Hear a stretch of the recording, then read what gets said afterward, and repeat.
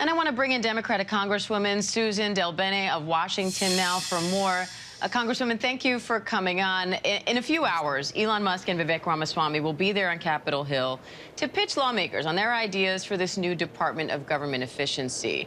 Now, Musk has vowed to dismantle thousands of federal regulations. He's proposed deleting agencies outright, including the Consumer Financial Protection Bureau. Would you support any of the ideas you've heard them discuss so far? Well, let's be clear. Congress makes decisions about what we should do going forward in terms of where we need to invest, how we invest in programs.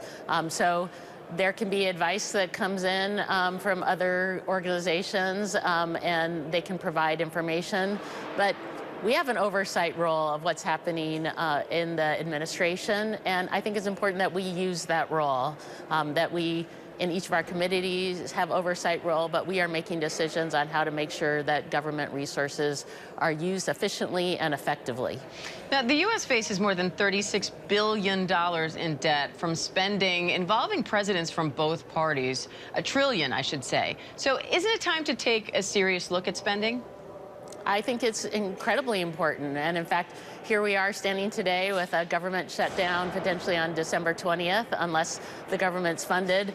And I think that we should be funding the government for a whole year at a time and not doing these short-term continuing resolutions, which unfortunately Republicans want to do again.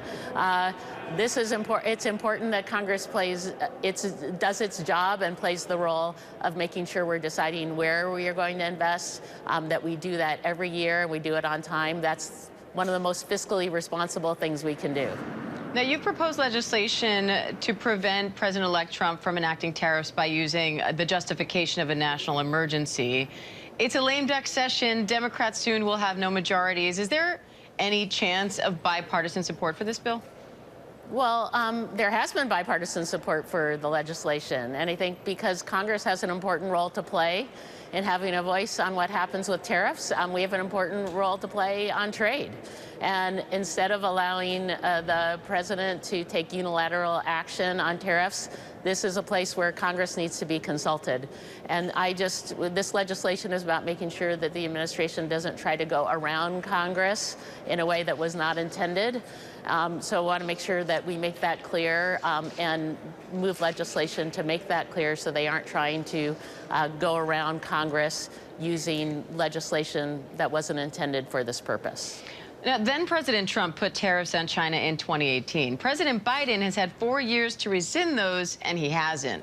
So do you support those tariffs, and how are what Trump's proposing now any different? Well, let's be clear. These unilateral tariffs that Trump is talking about are going to be taxes on American consumers. They're going to affect our small businesses and a lot of our exporters, which are small businesses. There's going to be retaliation from other countries that will not only continue to drive up costs for folks right here at home, but will make it harder and harder for American businesses to do businesses overseas. So there are big consequences to putting in place these policies, and Congress, again, has an important role to play and needs to be consulted and be part of this. But he's looking at raising prices on consumers, and in a time when we know that affordability and costs are one of the most important issues to Americans across the country.